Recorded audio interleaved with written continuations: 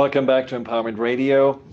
Before the break, we just talked about someone is yelling at you, someone is upset with you, and what can you do to not make this person even more upset and maybe start something throwing at you, but actually make this person cool a little bit down. And empathy, the power of empathy. Wouldn't it be nice if someone in the White House would learn this too? But it's just something we are, especially right now, really watching. Where's who screams louder seems to be more in the right, and that's something we can just on a smaller level hopefully practice to be just kind, calm, patient, empathetic, and see how this often really diffuses this negativity or walking away. I love that too. Just saying, let's reconvene when we have cooler heads. Now, then, of course, what happens inside of us? I mean, I remember when I got yelled at by, let's say, for example, a friend who was upset with me. In the moment when you get yelled at, you get your defenses up. You feel like, okay, I need to right now do something to either run, fight, freeze, whatever, but I cannot just let this be like that and let it splash off me like water on the back of a duck. So what is it, what you would recommend that people can do just to stay somehow in a safe inner space to not get triggered by someone else's emotions? Yeah, there's two things that we say we're really approaching this in two ways. One is what I like to think of as the building the resilience for those kind of emotional situations and through mind, body, and spirit. And this is the best way I know how to explain that is, let's say I decide I'm going to get in shape and I go to the gym and I'm going to do curls with dumbbells, for bicep curls or something. I might start with an 8-pound dumbbell and then that gets a little bit easier. And then I might move up to a 10, that gets a little bit easier. I might go to a 12, etc. So if I have that practice of doing that, when I have to go lift a heavy box, it's relatively effortless for me to lift the box because I've got this reserve of strength I've been building up for. Right. So I like to use that analogy because when you build the strength proactively, so through mind, body, and spirit, and what we mean through that is things like meditation, which affect all three domains, by the way, mind, body, and spirit, exercise, eating well, sleeping. I mean, it's kind of hard to be patient and tolerant when you're sick and tired, So how much sleep are you getting? How healthy is your diet? Are you getting exercise in? Are you doing things that's taking care of self? So that's the whole sort of proactive approach. It's not as difficult to hang into a tough conversation when you have the strength to do it built up in advance, right? Right. Then there's this whole other side, which is, what do I do when I'm in the moment? I am in the conversation with this individual. I'm feeling myself getting upset. Now what do I do? And we introduce 4 skills. One is we call pause, and it's a little bit of what we talked about before, which is just don't speak. Because if you know what you're going to say is not going to add value to that relationship or solve the issue, it's probably better to not say anything in the moment until you've calmed yourself down enough. Right. So we just say pause, hit the pause button, be silent. So that's one. The second is breathe, right? So of course you're breathing when you're talking to the individual, but the point is to get the attention off of you and onto the other individual so that you can take the breath, you can focus on the breath, which gets you out of the head and into the body. And you start focusing on else. And so that's the second one we call is take the deep breath and start focusing on the breath. And the third is to deflect the attention off of you and onto them. And of course, by asking questions, we'll do that. Or saying, using your empathy, I can tell this is really frustrating for you. Would you be willing to share more? So now they're talking, you can be writing and taking notes, which kind of gets the energy out of the body and onto the hand and onto paper. It also shows a positive self-regard for that individual because you're actually writing down what they have to say. They feel more listened to as a result of that. And then on top of that, it's allowing you time to take the deep breaths, allowing you time to focus on breath. And so questions really work to allow you that moment to get yourself composed. And then the final one is what we talked about, which is, this is when nothing's working. You are really triggered emotionally, and that's when you just need to delay the conversation. Now, what I find interesting is, that often these things happen so fast with our emotions that the slowing down, of course, really helps, just to say, okay, don't react, respond. Exactly.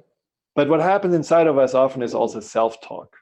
And it's Mhm. like, this what really undermines this ability to be calm, which is, oh, I take it so personally. I did something wrong, or feeling ashamed or anxious, and so would you say that it's helpful before you even have a tough conversation to already be clear on, if this happens, this is how I want to think about it or feel about it? So just rehearsing a tough Yeah. conversation. Yeah, no, you're hitting a really critical point. And in our world, especially our business world today, people are in back to back to back to back meetings. There's no time in between that one runs over, they're late for the next, they're running around.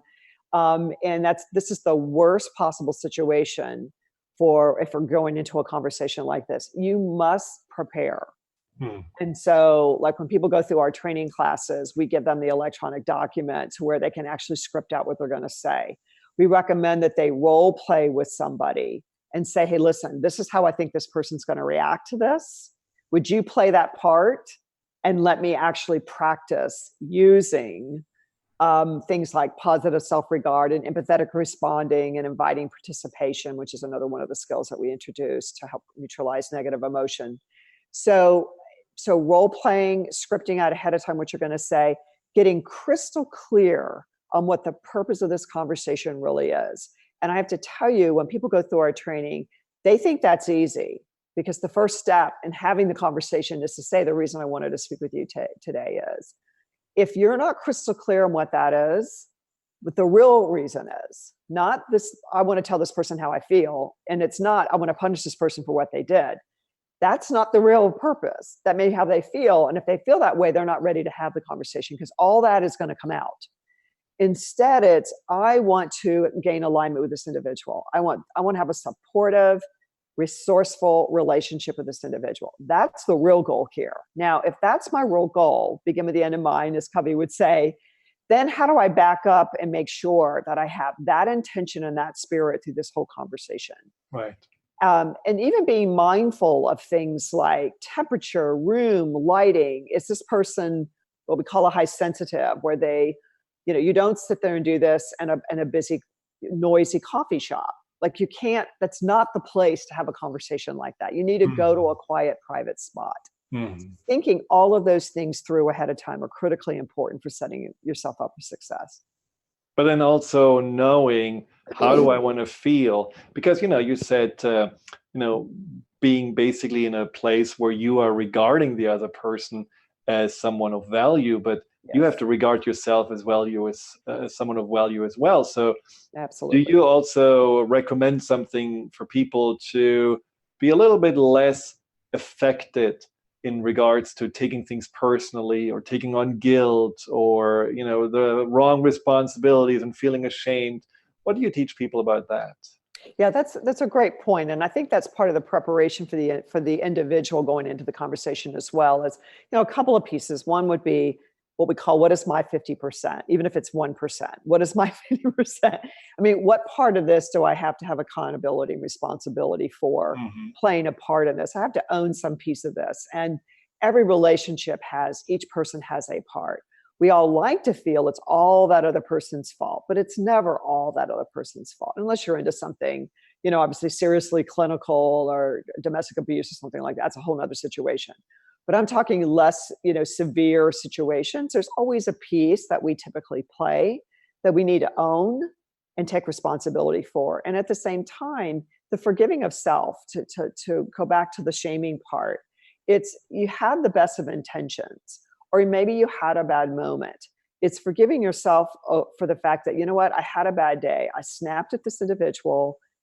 I was not who I really want to be that day, but I want to own that as well, right? Mm-hmm. I'll take responsibility for the fact that I showed up in a way that's less productive in our Right. conversation, and own that.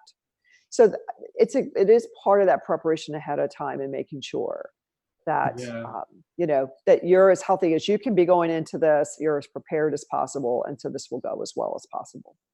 Well, I feel there is something also, about the anxiety that often people have about, let's say, losing a job or making a mistake. I'm thinking also about a parent. A parent needs to have a tough conversation with a child that may, have a drug issue or just, not really do well in school. And so these are tough conversations, and you just feel like, okay, I need to show up how, and what's the meaningful alignment with my child so that I get through to it. And so I'm sure you're teaching those situations as well. And so what would you recommend? Because this is something that happens for many people, especially these days, in Washington State and other states, now cannabis is legalized. So there is all this kind of conflict with young adults that seem just to experiment, and parents that are just throwing their hands in the air and don't really know how to talk to their children anymore. And what would you recommend as a parent who feels scared that the child, will go down the wrong path and still wants to have a meaningful alignment with a child? What are kind of the rules or advices you can give?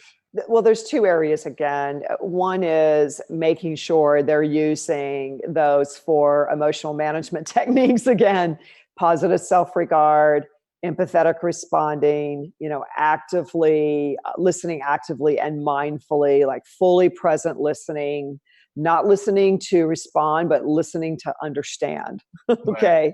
So that, and then inviting participation. So we have a tendency, because often if you take the example of a parent with a child that's in fear, understandably so, over the health or well-being of their child, so they're coming into the conversation with all this anxiety and fear.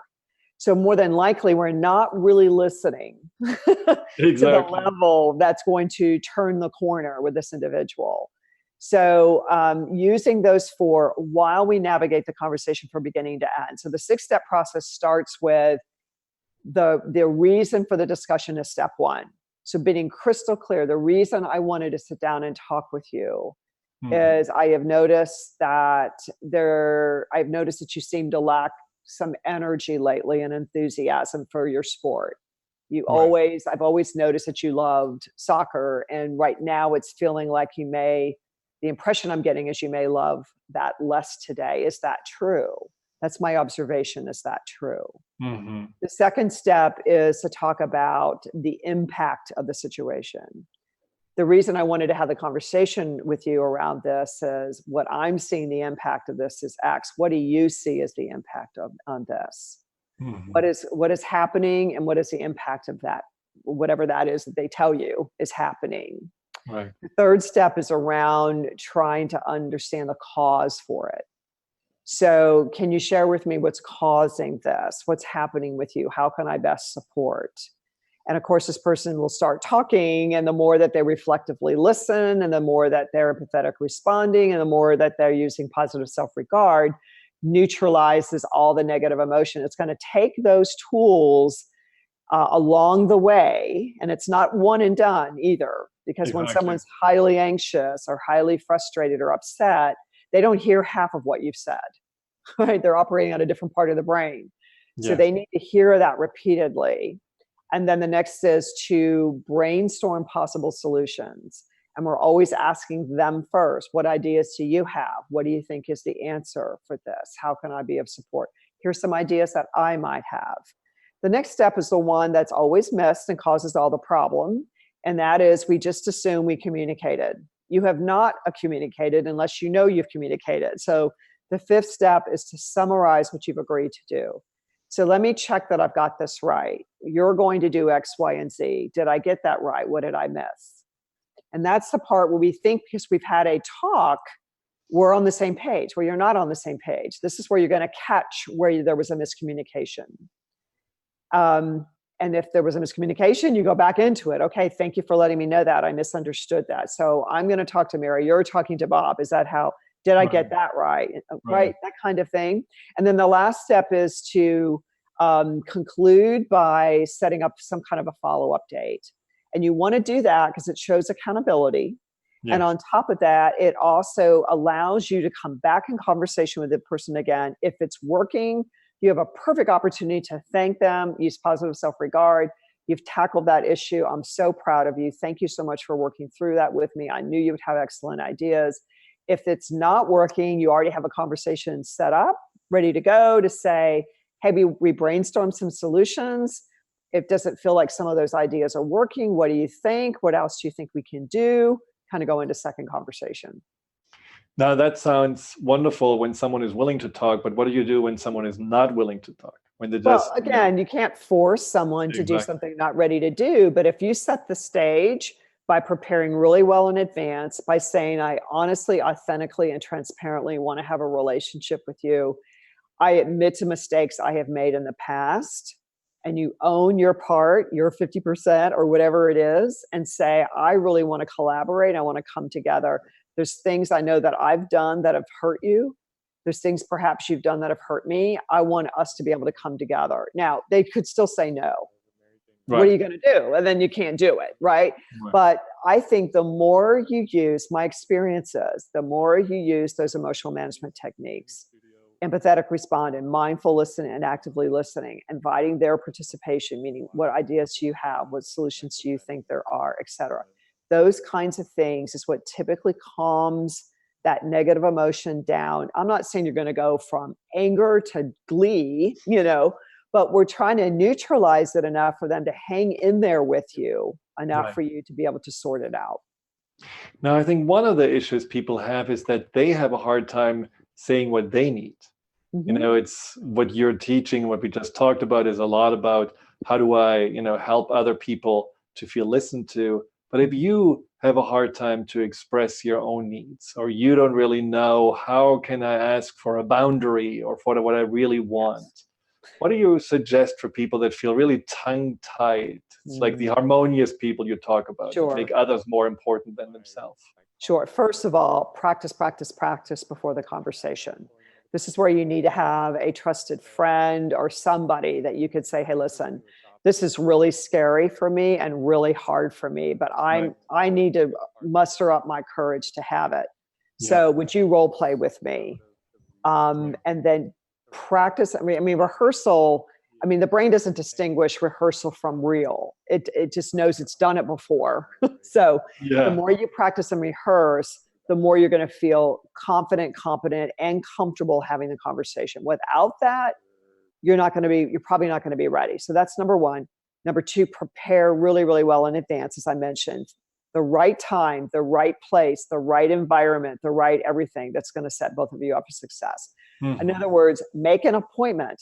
If this is the significant other, and say, hey, I really want to sit down and talk with you about something.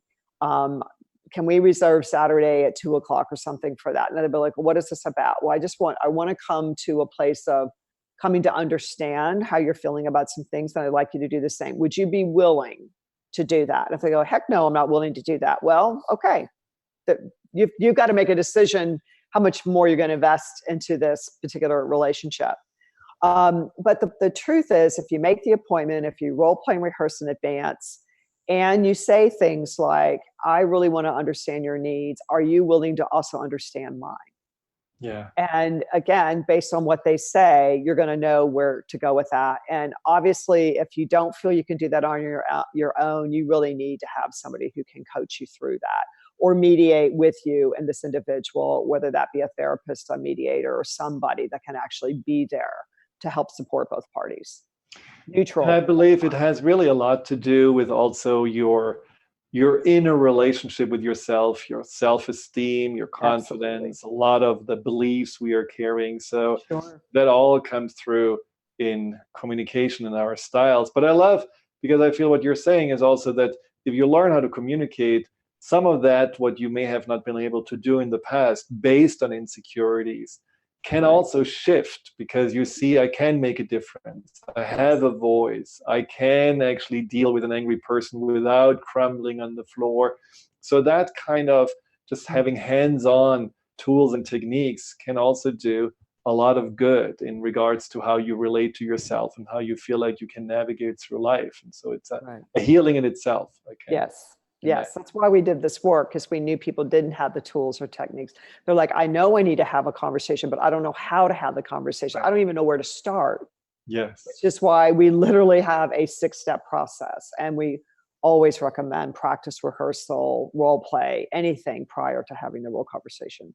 So what would you suggest about this whole technology issue we talked about, where we just avoid a phone call, we avoid a face-to-face get together? And what's your recommendation? Shall we just get rid of our devices? Shall we limit the use? What's the best way?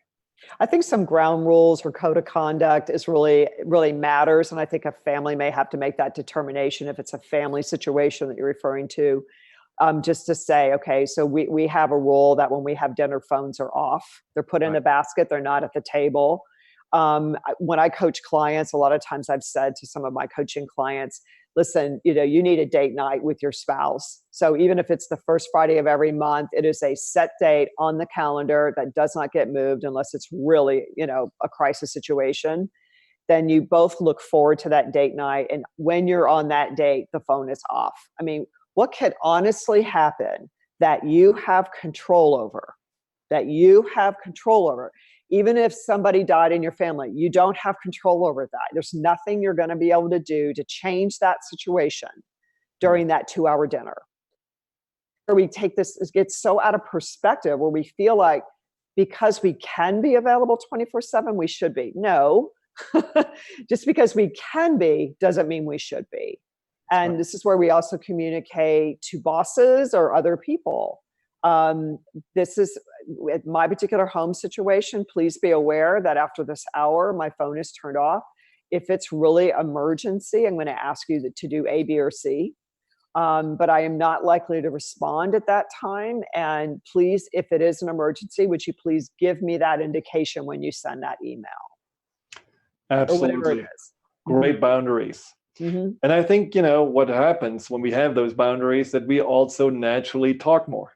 I mean, Yes. It's just one of those things where, because there may be no screen on, nothing to distract you from your family, you may actually have conversations again and see the value in the conversations and see that you can actually connect and be understood.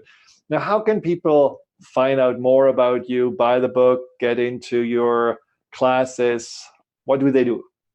Yeah, the first thing is easiest would be to go to meaningfulalignment.com, our website, meaningfulalignment.com. Obviously, there's steinbrecher.com, but meaningfulalignment.com is probably the easiest way. We encourage everyone to take the assessment. It's free. They'll be given an invitation to print off their own report. They'll have a chance to take a look at that. And then on the website, it does give information about our workshop and other things that we're doing around this work. But certainly inquire. There's a email that they can send us or call us, and we'll be happy to inform them of what workshops might be coming up, etc. And the workshops are not only for business people, they can also work on personal and absolutely. In fact, a lot of times in our training classes, we have people, when we ask them to practice a real conversation they know right now they need to have with somebody, we give them the option to pick anyone they want. And I will tell you, over 50% pick a personal relationship. I bet. Yeah. Yes. Is there any message you want to leave the listener with that we can just take home with us? Yeah, I just feel that we're so disconnected these days. I think these are tools to help people bridge the social divide, and we feel that we will bridge that social divide and heal that social divide one conversation at a time. But it will take the conversation and the willingness to have it. And we know that that is not easy for most people, and most people really lack the skill. And that was the whole point of putting the book out. So through our main character, Carl, you can go through the day in the life and get all the training through the book, through the interactions he's having with the coaches is where the training takes place, as well as a wise elder mentor who's teaching Carl how to handle his life better. So the book is also chock full of information for people as well. Oh, absolutely. It's fabulous. It's fun and definitely very relatable. Thank you so much, Susan. This was fabulous information. I really feel, I learned a lot. I think the listeners got a lot out of it, and we are all motivated to put our phones into a basket and have a conversation. And thank you so much. More date nights. So thank you very much. I appreciate it. Thank you so much for having me on. Well, this was it from Empowerment Radio. We will talk again next Thursday. Until then, just keep on talking and look for the connections that are available to you. Goodbye.